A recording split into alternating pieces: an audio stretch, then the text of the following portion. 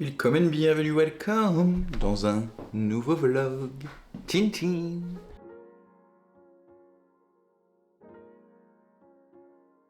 Je commence ce vlog en ce lundi matin 8 ou 9 octobre. 9 octobre je pense. Parce que, pourquoi pas. Parce que ça fait très longtemps que j'en ai pas fait sur la chaîne.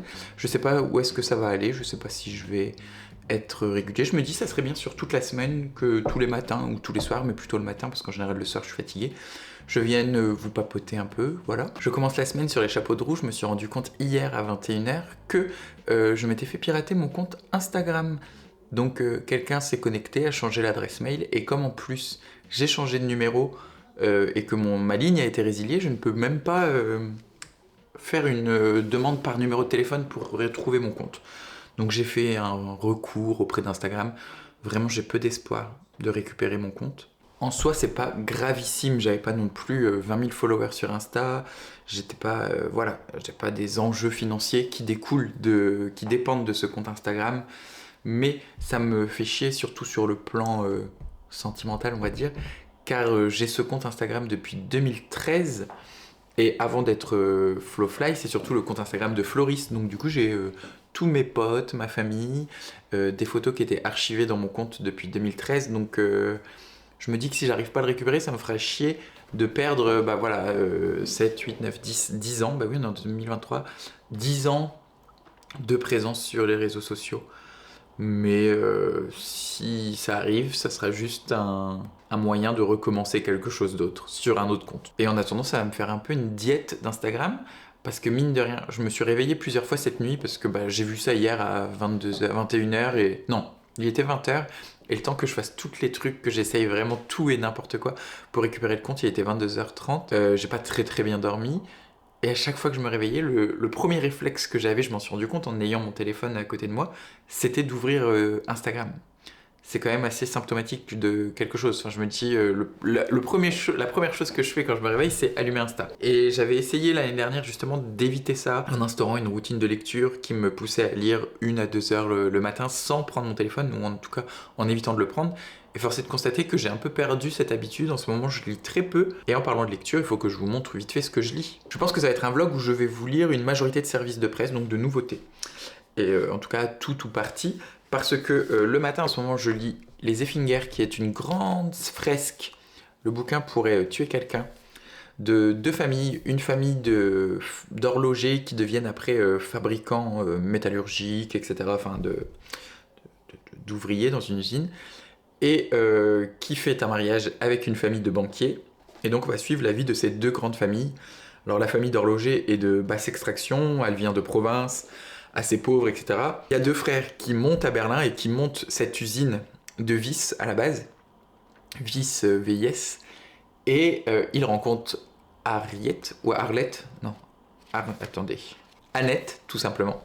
Donc le frère aîné rencontre Annette, la fille aînée de la banque, et ils font mariage, et après les deux familles s'unissent pour prospérer. Le roman commence sous Bismarck. Pour l'instant j'en suis, je crois, à la toute fin du 19e siècle, donc voilà, dans les années 1890. J'aime beaucoup vraiment, j'ai juste un peu de mal là, enfin ça faisait 3-4 jours que j'ai eu du mal à y retourner, alors que pourtant c'est hyper frais, les chapitres sont très courts, ça s'enchaîne. Le seul truc c'est qu'il y a énormément de personnages, et que là je suis à 300 pages et que j'ai encore du mal à retenir qui est qui. Vraiment, l'arbre généalogique est assez important. Et enfin, les deux arbres généalogiques sont assez importants. Et je dois dire que chaque personnage a une petite importance et ils apparaissent très régulièrement. Donc c'est un peu dur de se remémorer qui est qui. Et j'ai un peu le même cas avec le deuxième livre que je lis, donc je pense que c'est aussi dû à une fatigue, parce que je lis Last Call de Helen Green, qui est publié chez Sonatine, qui est un documentaire sur un tueur en série qui tuait des hommes homosexuels dans le New Jersey, dans le Connecticut, autour de l'état de New York. Pour l'instant, j'ai lu 75 pages sur 270, un peu moins d'un tiers. Alors, on nous a raconté les 2 premiers meurtres de ce tueur en série.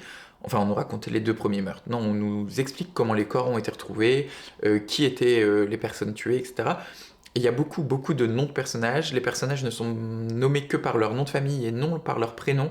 Donc c'est même un peu compliqué de vraiment les imprimer, parce qu'il y a juste un nom. C'est un documentaire, c'est assez sympa autant que peut l'être un documentaire sur des meurtres en série dans la communauté homosexuelle, mais on est vraiment plongé dans ce New York des années 90 parce que les deux premières victimes sont deux personnes assez importantes, en tout cas des hommes mariés d'une quarantaine, cinquantaine d'années, avec des enfants enfin, bien sous tout rapport qui cachaient leur homosexualité, donc on est encore dans cette homosexualité taboue.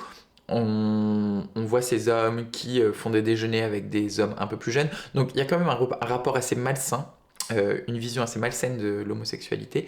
J'aime bien, c'est témoin d'une époque, hein, à mon avis.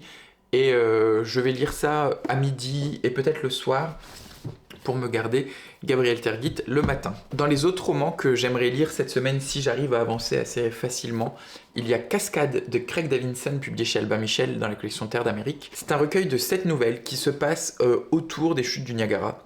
D'où cette couverture en forme de boîte d'allumettes des chutes de Niagara. Je ne connais pas du tout Craig Davidson, je n'ai pas lu De rouille et d'os, qui est son roman précédent, mais je pense, en tout cas si c'est une adaptation, enfin si le film De rouille et d'os est une adaptation de ce livre, connaître l'histoire, parce que j'ai vu le film avec Marion Cotillard. L'auteur est canadien, ça a l'air d'être un recueil de nouvelles très américain du Nord, quoi, très nord-américain. Des histoires assez sombres, assez glauques, avec un rapport à la nature assez présent, car autour de ces chutes du Niagara et dans ces grands espaces canadiens du nord-est, enfin du sud-est du Canada. Que j'aimerais bien lire ça, possiblement aussi La fille qui se noie de Kathleen R. Kiernan chez Albin Michel Imaginaire ce coup-ci, qui est un roman qui a déjà été édité chez Panini en 2010, enfin dans les années 2010, je sais plus exactement. La fille qui se noie, on va suivre India Morgan Phelps, qui est une jeune femme qui a une vie somme toute pas très joyeuse, car sa mère s'est suicidée, sa grand-mère s'est suicidée, et elle-même est schizophrène.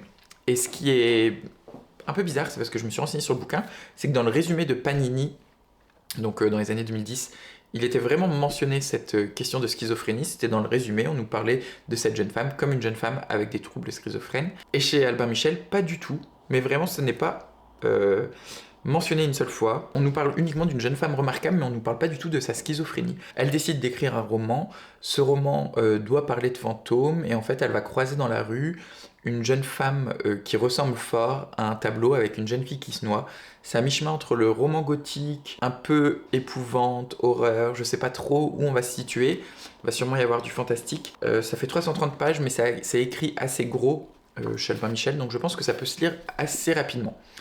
Donc celui-ci, mais si je le lis pas cette semaine, c'est pas grave, car c'est vraiment une lecture qui fait un peu creepy Halloween. J'aimerais bien également continuer de découvrir Gustave Auguste avec La chute d'Antémissa aux éditions des Mondes Flottants, qui est un... Alors, je sais pas comment...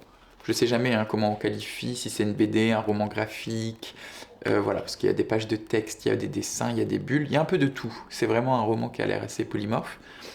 Parce que j'ai lu, et je vous en ai parlé dans la vidéo précédente, que je vous mets juste ici, Erabundus, qui avait été une très bonne lecture. C'était un short novel d'une centaine de pages. Donc là, à voir ce que ça donnera avec celui-ci qui est quand même beaucoup plus conséquent. Je ne sais absolument pas de quoi ça parle. Pour le coup, j'ai l'impression que ça ne se passe pas du tout dans un monde contemporain, mais qu'on est bien dans un récit fantastique. J'ai déjà vu 2 jeunes garçons qui s'étreignaient, donc je pense qu'il est question d'homosexualité également.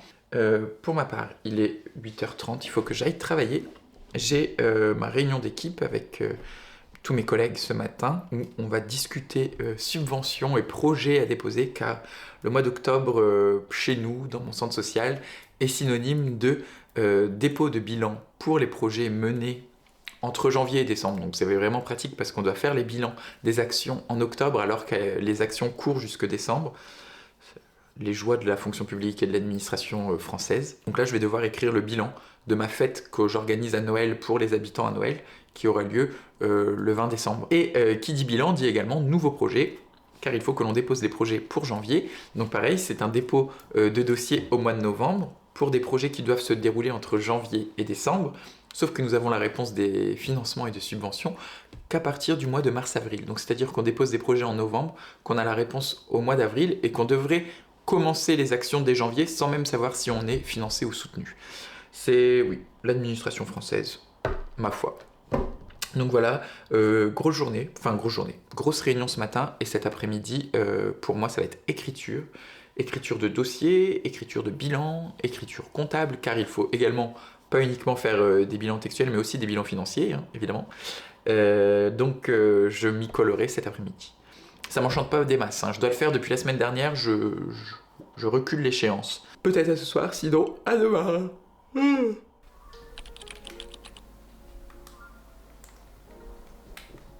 On se retrouve le lundi soir. J'ai eu une journée de dingue. Il est 22h. Il est 22h. Je suis rentré vers 19h et j'ai vraiment bossé toute la journée. Et vraiment, en ce moment, franchement, ce vlog va être un peu genre démoralisant, je pense. Et je vais me plaindre beaucoup, mais depuis le mois d'août, j'enchaîne les galères entre les punaises de lit, mi-août, fin août. Ensuite, j'ai les freins de ma voiture qui ont lâché, le frein à main, c'est-à-dire que ça m'a coûté bonbon. Mon appartement me coûte très cher actuellement. La vie devient de plus en plus chère. Et j'ai failli mourir à peu près 2 fois aujourd'hui parce qu'un véhicule a perdu le contrôle dans la rue pendant que j'étais en train de marcher sur le trottoir et il a pilé vraiment genre à ça de moi. Alors il roulait pas non plus hyper vite, mais je pense qu'il roulait suffisamment vite pour qu'il m'arrive une tuile et il a réussi à freiner au dernier moment. Et donc en arrivant chez moi, déjà que j'avais eu une grosse journée de boulot, j'ai retrouvé 2 frelons dans ma salle de bain. Et c'est quelque chose dont j'ai l'habitude depuis que j'ai cet appartement. Je pense qu'il doit y avoir un nid quelque part. Et en fait, dès qu'il fait un peu froid, ou que les températures se radoucissent un peu, les frelons remontent. Je sais pas trop vraiment par où, mais soit par les canalisations de ma salle de bain, soit par la VMC qui donne dehors, et ils trouvent le moyen de rentrer. Et en soi, maintenant, ça me fait plus peur. Si, c'est quand même assez impressionnant quand il y a un espèce de frelon chez toi, mais j'ai acheté ce qu'il fallait pour les tuer, malheureusement. Le truc, c'est que là, il y en avait 2 dans l'appartement, et je ne sais pas depuis quand, et le chat a tendance à les chasser. Et donc j'ai toujours peur qu'il lui arrive quelque chose, que le frelon pique mon chat. Donc voilà, maintenant je pense à fermer toutes mes canalisations quand je pars. À midi, j'ai un peu lu. Je suis arrivé à la centaine de pages, donc j'ai lu 30 pages. Et là, depuis ce soir, vu que j'ai fait une mini crise d'angoisse en rentrant du taf entre la journée de boulot, le fait que j'ai failli me faire renverser par une voiture, alors que je marchais gentiment sur le trottoir, les frelons, je me suis mis dans le canapé et depuis 3 heures, je joue à la console. Mais vraiment, ça m'a permis de m'aérer l'esprit. J'ai pris un petit cachet aussi pour me détendre. Parce que depuis mon burn-out, il y a 1 an et demi, ouais, ça fera 2 ans au mois de janvier à peu près, j'ai toujours des petits cachets anxiolytiques pour les crises d'angoisse. Là, je sais qu'en ce moment, ça va partir en psychothérapie ce vlog, je suis désolé. Mais je suis à un moment dans ma vie où je me pose pas mal de questions. J'ai 28 ans, les gens autour de moi, mes amis très très proches, ont des enfants et se marient. Mes 2 meilleurs amis les plus proches sont une paxée, les 2 sont enceintes, enfin une a accouché, l'autre est enceinte, et l'une s'est paxée et l'autre va se marier. Après, je sais pas du tout pour l'instant, enfin ça l'était pas jusqu'à quelques temps, mon but là dans la vie, de trouver quelqu'un, de me mettre en couple et de vivre une histoire. Je commence peut-être à faire un peu plus de chemin et à me dire pourquoi pas, voilà. Mais en même temps, je suis pas prêt, j'ai pas envie. Et d'un autre côté, je vois tout le monde avancer. Et évidemment, il y a certains soirs où je rentre chez moi et j'ai pas envie d'être seul. Et d'autres où je suis mais vraiment ravi d'être seul, justement. En même temps, je pense que c'est des questions que tout le monde se pose dans mes âges. J'ai eu 28 ans cet été, j'approche de la trentaine. Je pense que c'est normal, mais c'est vrai que du coup, ça fait que j'ai un petit moral. Oui, si, depuis ce matin, j'ai récupéré mon compte Instagram finalement. Instagram a été très gentil, il me l'a redonné assez facilement. Je me suis bataillé un peu avec eux hier soir, comme je vous disais. Et ce matin, j'ai même pas eu besoin de refaire de mail. On m'avait dit que ça devait mettre entre 3 et 4 jours ouvrés, et finalement, genre à 10h, même pas. Aussi 10h, j'étais en réunion. J'ai reçu un mail comme quoi mon compte était disponible. J'ai dû refaire 2 ou 3 manifs qui étaient un peu relous, mais j'ai récupéré mon compte et je l'ai resécurisé à fond les ballons. Le soir comme ça, c'est vraiment chill. En même temps, j'en ai profité hier pour faire mon ménage, ma cuisine et tout. Donc là, j'avais juste à manger et à me poser. Et pour ceux que ça intéresserait, je joue à Zelda, Tears of the Kingdom, donc Zelda 2, que j'ai acheté à la sortie, que j'ai beaucoup joué les 2 premières semaines où j'ai acheté, et après par la force des choses, j'ai pas pu jouer pendant quelques temps, et je l'ai totalement mis de côté, et je pense que là ça faisait 2 mois, je sais pas exactement quand est-ce qu'il est sorti, mais ça faisait un très long moment que je n'y avais pas rejoué, Et depuis ce week-end où je n'ai pas fait grand chose à part me reposer, en tout cas hier, dimanche, j'ai repris le jeu. Et c'est vrai que c'est un peu compliqué de se remettre dedans parce que voilà, j'avais quand même bien avancé. J'avais fait en gros je crois qu'il y a 5 temples majeurs, j'en avais fait 2. Donc j'étais arrivé plus ou moins à la moitié. Et me remettre dans l'histoire, me remettre dans les quêtes, toutes les quêtes que j'avais commencées et que j'ai pas terminées, ça prend un temps fou. Mais je m'éclate. Donc là, sur les 2 jours, je dois être à 5 ou 6 heures de jeu. De toute façon, c'est bien parce que ma Switch, je joue en portable. Genre, je la prends dans les mains et je la branche pas. Donc, en fait, dès que l'instant que j'ai plus de batterie, je suis obligé d'arrêter de jouer. Parce que je n'aime pas jouer sur ma télé. Je préfère jouer de façon portable. Donc voilà, je suis content de me remettre un peu là-dedans, de me remettre un peu dans les jeux. Ça me fait du bien. Et comme niveau lecture, j'étais un peu en demi-molle. Je savais pas trop vers quoi me tourner dernièrement. Bah, au moins, ça me permet de m'occuper. Il est 22h, j'ai pas trop le moral. Je vais aller me coucher. Oh, je match avec ma cheminée. J'allume la caméra, mais je n'ai rien à vous dire. Et ah tiens, est-ce que je mettrais pas ça avec ma tenue? Un peu en mode cravate, mais ça n'en est pas une. On va essayer. En fait, c'est à mi-chemin entre le cravate et le boy scout, mais je crois que j'aime bien. Ouais, tiens, allez hop. En vrai, je pense que j'étais un peu gourmand dans mes objectifs de cette semaine, parce que, alors, celui-ci, je suis vraiment pas sûr de le terminer. Vous voyez, je suis ici. Donc en vrai j'avance bien. Malheureusement je vous disais que je m'y perdais dans les personnages déjà hier. Sauf que là les personnages principaux, enfin la 2e génération commencent eux-mêmes à avoir des enfants, donc une 3e génération. Et ils y vont pas de ma mort, genre tous les ans et demi ou tous les 2 ans, ils ont un nouvel enfant. Donc à la fin, il risque d'y avoir beaucoup de monde. Et dans le True Crime, j'ai lu une 20aine ou une 30aine de pages hier midi. J'ai pas tant lu que ça parce que quoi? Parce que ma collègue était allée chercher son fils à la crèche pendant midi. Donc en fait, il y avait un petit de 2 ans avec nous dans la salle de pause. Donc j'ai joué un peu avec. Et j'aime bien parce que là, on s'est un peu éloigné du meurtre et de l'enquête pour raconter un peu le milieu gay new-yorkais des années 90. Vraiment nous faire... Alors c'est un peu du name dropping si on n'habite pas à New York et qu'on n'y a jamais habité, parce qu'on nous parle vraiment des rues très précises avec tel bar, mais il y a un petit côté genre on nous parle d'un bar où Judy Garland avait ses habitudes, etc. Donc ça j'aime plutôt bien parce que ça me permet de découvrir ce milieu gay new-yorkais. Pour l'heure, je pense que je suis en avance, ouais, 8h13. Je pars en général entre 8h25 et 8h30. C'est assez précis. Pour 15 minutes, je pense pas que je vais lire. Mon petit coup de blues d'hier soir semble être passé. Je sais que le matin, je suis toujours dans un meilleur mood que le soir. C'est rare que je me réveille de mauvaise humeur, démotivé et démoralisé le matin. J'arrive toujours à être de bon poil le matin. C'est passé 16h où je commence un peu à cogiter. Je sais pas pourquoi. Étant donné que ce soir, je bosse jusque possiblement 20h, probablement que... Ah, quoique non, je serais peut-être pas obligé de rester au ciné-débat. Peut-être que je vais quitter un peu plus tôt. Je ne sais pas. En tout cas, on verra bien.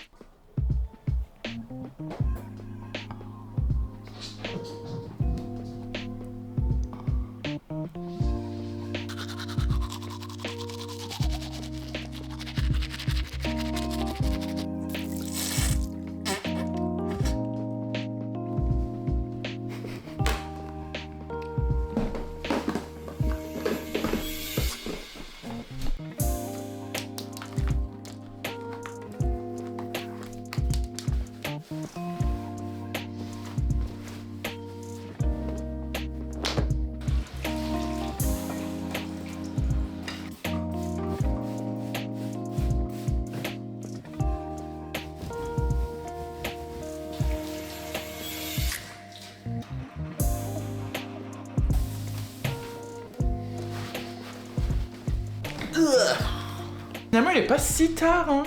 Je rentre du boulot à 18h30, car l'événement que j'avais prévu a été annulé suite à une erreur de communication de la part des 2 autres partenaires qui devaient s'occuper de la communication. Et la chorale, je l'ai laissé à un de mes collègues gérer, donc j'ai pu rentrer un peu plus tôt, enfin, un peu plus tôt. Il est 7h moins 20. Et je n'ai absolument pas lu de la journée au taf, donc je n'ai rien à vous dire. Je vais recontinuer à jouer à Zelda, car j'ai très envie de jouer à Zelda, et j'ai peu envie de lire, donc je vais jouer un peu, je mangerai vers 19h30, 20h, et peut-être que ce soir je lirai. Voilà. Donc pas grand chose d'intéressant, on se retrouve demain. Bye.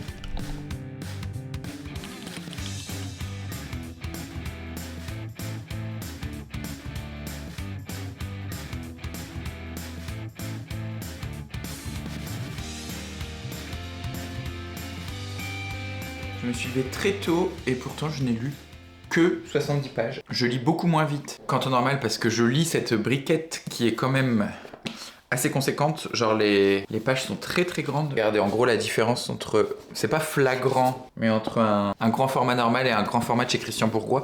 Le bouquin est vraiment très très gros. C'est assez dense, même si c'est hyper fluide, que tout va très vite. Je vous dis, il y a une foisonnance de personnages et on est sur une période que je connais très mal. La fin du 19e et le début du 20e siècle. Qui plus est en Allemagne, donc sous Bismarck. Je suis arrivé en 1907.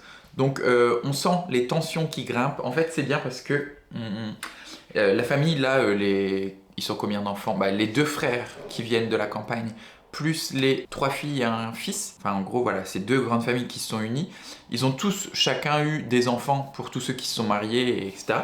Et donc il y a ces enfants là qui commencent déjà à avoir 16-17 ans. Dans cette Allemagne impériale, fin de siècle, avec l'empereur qui a des idées très rétrogrades, etc. Donc il y a vraiment une confrontation des idées entre les vieux, encore plus avec les grands-parents de ces familles, et les jeunes. Et comme ils sont bourgeois et que tous les dimanches ils font des grands repas avec des grandes tablées, ils discutent du pays, des choix politiques, etc. Et je trouve ça vraiment, vraiment très intéressant. C'est vraiment la petite histoire dans la grande histoire. Même si pour l'instant on n'a pas eu de gros événements politiques, on commence tranquillement là, 1907-1910, à aborder les questions de l'Autriche, de l'Empire austro-hongrois, etc. C'est cool. Il y a aussi des questions socialistes, les questions de la Russie. La révolution russe n'est pas encore arrivée car elle arrivera qu'en 1917, mais il y a les prémices de cette révolution, le tsar qui se fait de moins en moins apprécié par son peuple. Donc j'aime trop voir tous ces petits différents points de vue de l'Europe à travers des dîners mondains et à travers aussi l'évolution de la firme, de l'entreprise des Effinger, de Paul et Karl justement, qui ont commencé avec une visserie. Ils fabriquaient des vis, après ils ont coulé différents métaux, ils ont fait une fonderie et maintenant ils en sont à produire des moteurs à gaz pour faire des voitures et produire même des voitures, des automobiles Effinger. J'ai corné quelques pages car il y a malgré tout des passages qui sont hyper beaux, un peu travaillés, même si c'est un style qui est assez basique, j'ai envie de dire, mais très, très bien dans sa basicité, dans sa fonctionnalité. Des passages lumineux, des passages intrigants qui font réfléchir, notamment quand il est question de politique, de sociologie, et voilà. Donc j'aime beaucoup. J'aime beaucoup, et on commence évidemment, non, ça fait 400 pages, mais j'ai des attachements à certains personnages. Un des 2 frères, notamment Paul, qui est en gros entre les 2 frères, c'est les 2 frères qui ont ouvert cette usine ensemble, celui qui est le plus terre à terre, qui doit économiser son argent, enfin vraiment à l'opposé de moi, et c'est celui qui m'attache le plus, à quel je suis le plus attaché. Pour ma part aujourd'hui, ça va être encore une journée de bureau, toute l'après-midi, toute la journée même. Je n'ai aucun rendez-vous, je n'ai aucun partenaire à rencontrer, je n'ai rien à faire, pas de repas, pas de réunion. C'est génial, je vais pouvoir rester à mon bureau et faire ce que j'ai à faire pour mes dossiers.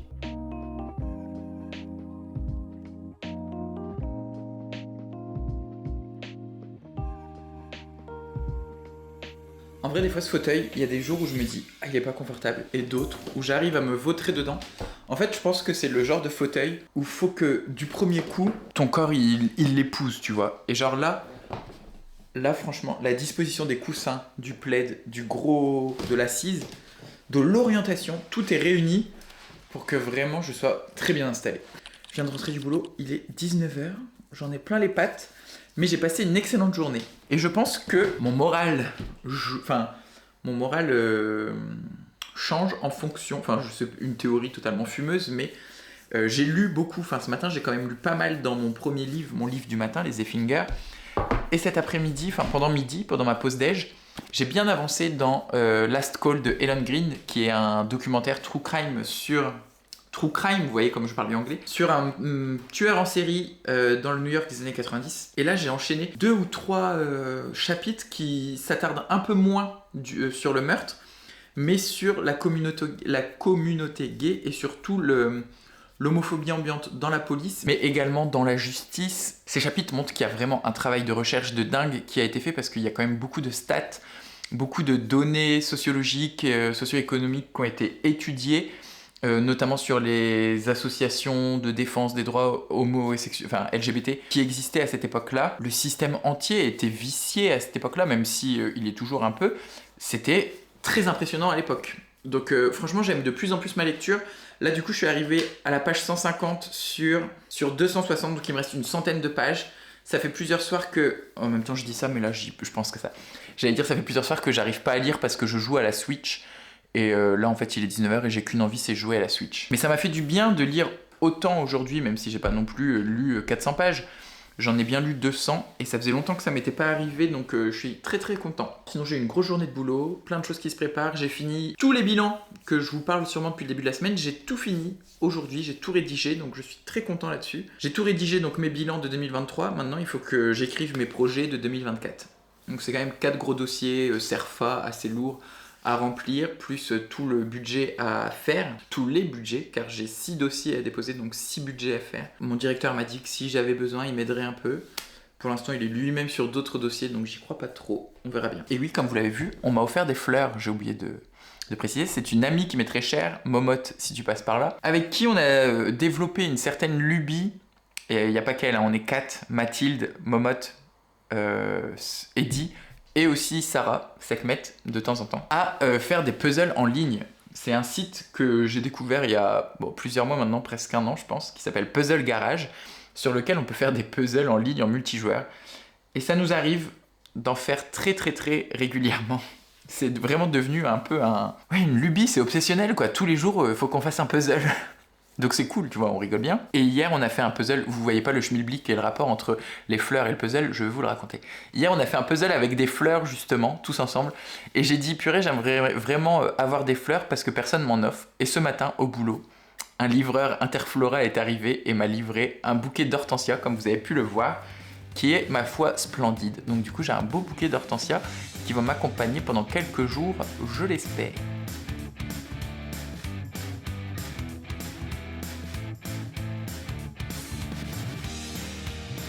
Je suis à la bourre pour aller travailler car je devrais être à l'heure qu'il est dans ma voiture. Mais quitte à être en retard, autant l'être totalement. J'ai terminé ce matin Last Call de Helen Green et en fait j'ai vraiment beaucoup aimé. Fut un temps où j'étais archi fan des Enquêtes Impossibles de Pierre Bellemare et je crois que je n'avais jamais lu de true crime. C'est peut-être la première fois, true crime.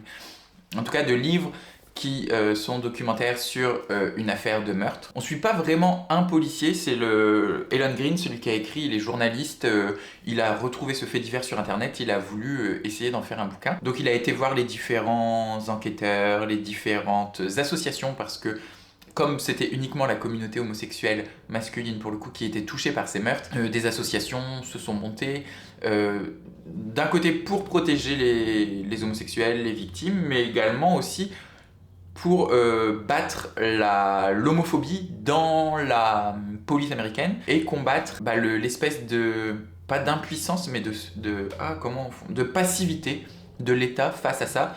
Surtout qu'en plus ça se passe dans les années 90, donc juste au moment de l'épidémie de sida, un peu après le début de l'épidémie du sida, les homosexuels sont déjà hyper stigmatisés par le cancer gay.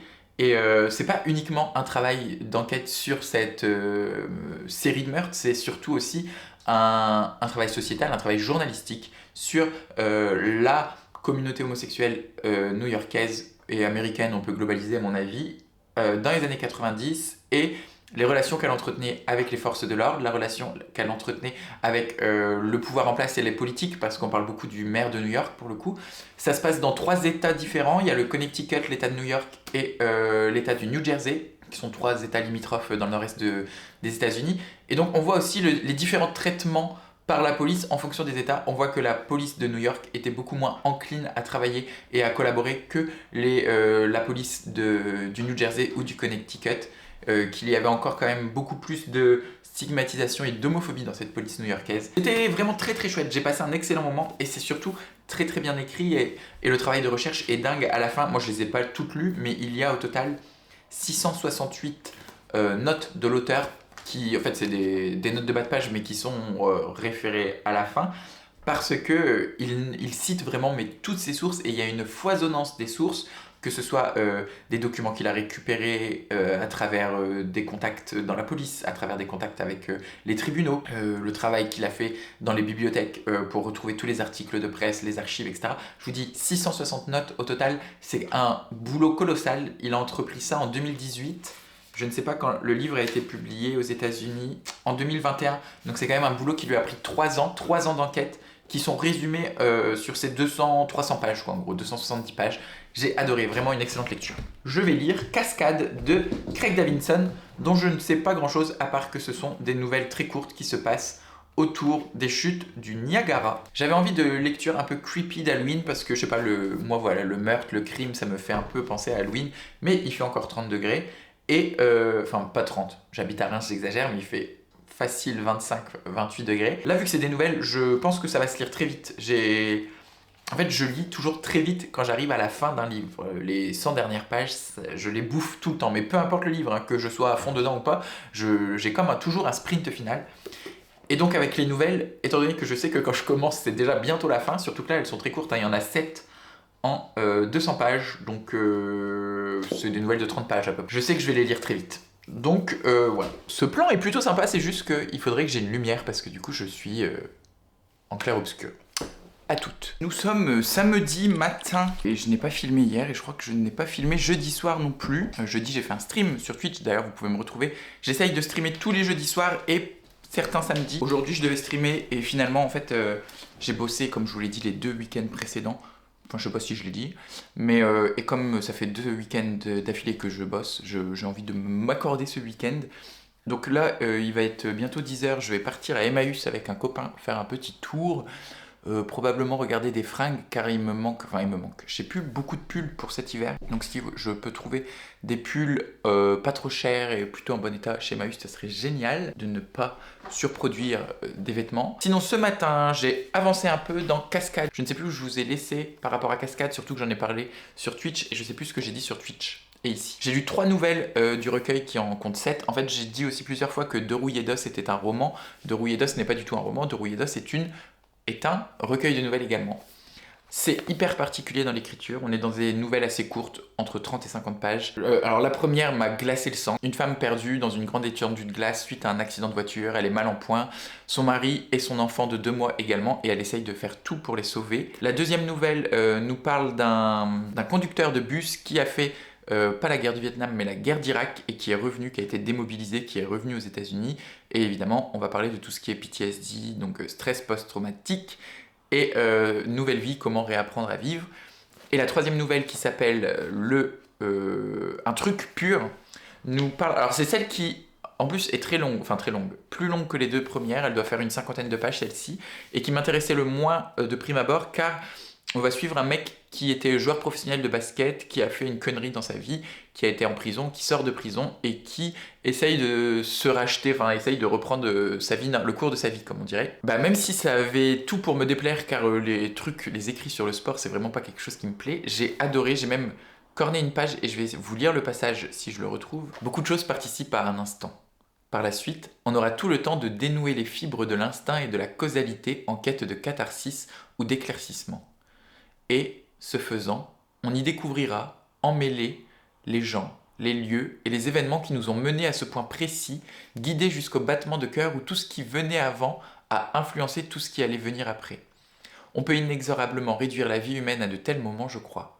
Et une fois qu'ils sont passés, il nous faut exister avec ce que nous avons appris en les traversant. C'est très beau, en fait ça parle vraiment de ces instants indicibles qu'on ne sent pas venir, qui arrivent malheureusement, et qui font basculer nos vies, qui font basculer notre destin. J'ai trouvé ça très très joli, et c'est un peu la vie de ce basketteur qui, un soir de match a commis l'irréparable. Je dois en fait terminer Cascade pour pouvoir reprendre la lecture de Plus loin que l'hiver avec mes collectrices sur le Discord, puisque c'est notre lecture commune.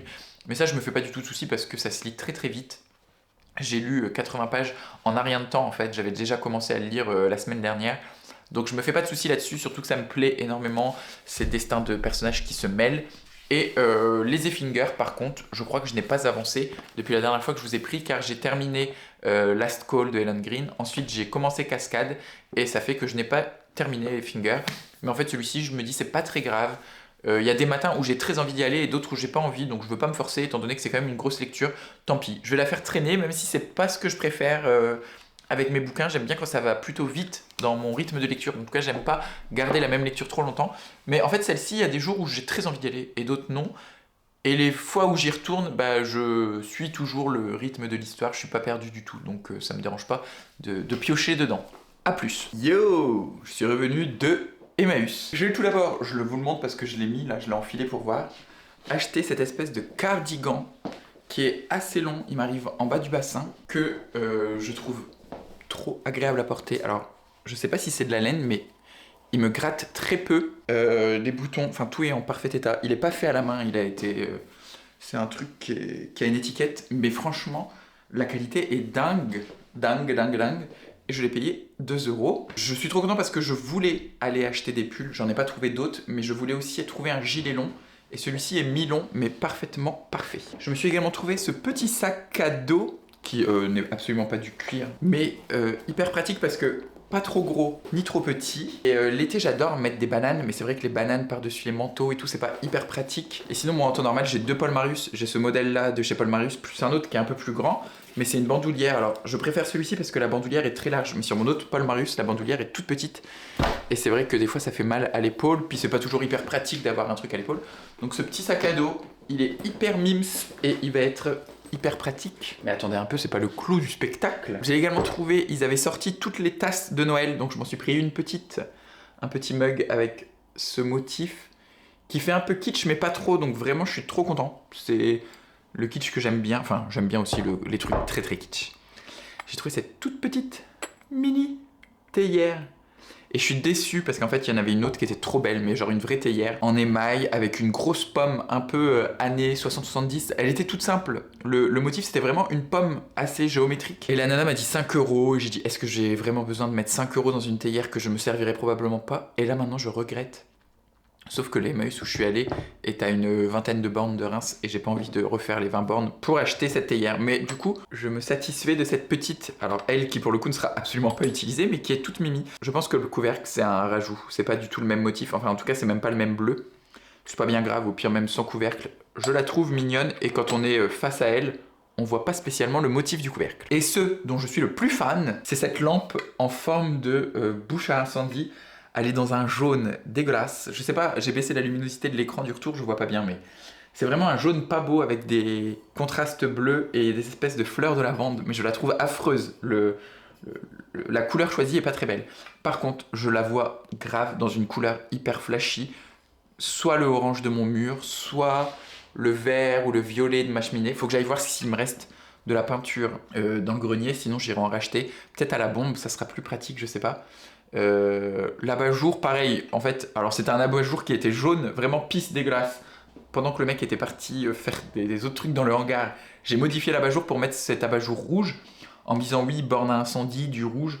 Je sais pas si je garderai cet abat-jour là, mais en attendant, il fallait que je prenne un abat-jour, donc j'ai pris ça. Ah non, il y a autre chose. Un canevas de Pierrot la lutte. Je le trouve aussi moche qu'il est creepy, qu'il est kitsch, qu'il est magnifique. Je pense le mettre sur mon mur. Le truc, c'est qu'en fait, il a été collé sur une espèce de plaque d'aggloméré, mais qui est hyper lourde, et que j'ai pas envie de faire un énorme trou dans mon mur, parce que la plupart des cadres que j'ai sur le mur de mon mur de cadre tiennent avec du scratch autocollant. Là, c'est sûr que si je mets du scratch, ça va absolument pas tenir, car je pense qu'il fait au bas mot 3 à 4 kilos. Mais vraiment, je le trouve magnifique. Donc, à part le cardigan que j'ai payé 2 euros, j'ai plus trop d'idées du reste, mais je sais qu'au total, j'en ai eu pour 14 euros. C'est moins cher que gratuit. Il est 14h et j'ai rendez-vous qu'à 16h au coffee shop, donc je vais essayer de me finir les 2 dernières nouvelles de Cascade. J'en ai lu une juste avant. Oh, mon Dieu, je crois que c'est ma préférée et que ce livre va faire partie de mes meilleures lectures de l'année, je pense, probablement. En tout cas, je vous en ai peut-être pas assez parlé, je vous en parle quand j'ai terminé. Je suis par terre, ne me demandez pas pourquoi j'ai posé l'appareil photo, j'ai la flemme de le relever. J'avais oublié que j'avais acheté ce petit bougeoir. Il est tout simple, c'est du fer, là. Je sais, les noms des matériaux, j'ai vraiment du mal, mais il est rouge. Mais vraiment d'un rouge hyper beau que j'aime trop. J'ai que ces bougeoirs, ces chandelles là chez moi. Du coup, elle est pas assez large, elle tangue un peu. Mais j'aime trop, voilà. Et puis en plus, elle est dorée. Quoique dorée et rouge, ça fait un peu Noël. Mais elle tient pas droit, donc ça m'énerve. Je me fais un thé, je vais lire en buvant ce thé et je termine Cascade et on clôture le vlog parce que là, je crois que j'ai 1 heure de rush. Je vous retrouve pour clore ce vlog et non pas pour tourner un film érotique des années 70. J'avais dit que je reviendrais vous parler de Cascade en ce dimanche matin. J'ai vraiment adoré ce recueil de nouvelles pour plusieurs raisons que je vais vous expliquer, vous exposer. Tout d'abord, je tiens à vous préciser, il faut que vous aimiez les nouvelles où on n'a pas toutes les réponses. L'auteur utilise beaucoup l'implicite, le sous-entendu, surtout dans la clôture des nouvelles, dans la fin des nouvelles. Il nous laisse faire ce qu'on veut de ces personnages. Il nous laisse vraiment seuls avec eux. Tout se passe dans la ville de Cataract City, qui est une ville près des chutes du Niagara. Donc il y a quand même une ambiance un peu reculée, assez pauvre socialement, économiquement, en tout cas peu développée, enfin voilà, qui est un peu présente comme une chape de plomb. La ville est vraiment, on la sent, on se rend compte au fur et à mesure des nouvelles qu'on est toujours dans cette ville, qu'on est toujours avec ces personnages, et on sent cette énergie de cette ville. J'ai donc beaucoup aimé la façon d'écrire, de nous laisser vivre la nouvelle avec le personnage et de nous la laisser totalement nous l'approprier. Je trouve que c'est hyper généreux de ne pas nous enfermer dans le récit, de ne pas nous enfermer dans la nouvelle. Ensuite, certaines nouvelles ont fait vraiment écho à ma vie dans le sens où, alors ça ne parle pas du tout d'homosexualité, mais on va suivre une travailleuse sociale qui va intervenir dans 2 nouvelles, en tant que personnage principal dans l'une et en tant que personnage secondaire dans l'autre. Et cette travailleuse sociale, elle fait partie de l'ASE, anciennement la DAS, ceux qui vont chercher les enfants dans les foyers à difficulté. Et c'était dur, mais en même temps, c'était très bien écrit. Et je trouve que même si ça se passe là aux États-Unis, c'est très proche de la réalité, très vrai ce qu'il raconte. Une force dans le texte qui permet, en si peu de pages, de connaître les personnages, s'y attacher, les laisser partir. Vraiment une excellente lecture de nouvelles. Et c'est rare parce que vraiment, je sais que le format nouvelle, c'est qui tout double. Vraiment, tu peux te faire royalement chier. Là, pas du tout. J'ai vraiment eu un entrain particulier à les lire. Et c'est ici que nos chemins se séparent. Ça faisait très longtemps que je n'avais pas fait de vlog car je trouvais ça totalement inintéressant. Alors, s'il vous plaît, dites-moi en commentaire ce que vous avez aimé dans cette vidéo, ce que vous n'avez pas aimé, si vous voulez que je parle plus de ma vie ou moins de ma vie et uniquement de livres. Si, voilà. Pour moi, les points lecture, je parle vraiment uniquement de livres et les vlogs, c'est un peu de tout, ma vie et en même temps mes lectures. Si la vidéo vous a plu, je vous invite à la liker. Si vous avez envie de discuter, n'hésitez pas à commenter. Si vous voulez la faire voyager, vous pouvez la partager. Si ce n'est pas encore fait, qu'est-ce que vous attendez pour vous abonner? En attendant, je vous souhaite comme toujours d'excellentes lectures, d'excellentes découvertes et d'être heureux.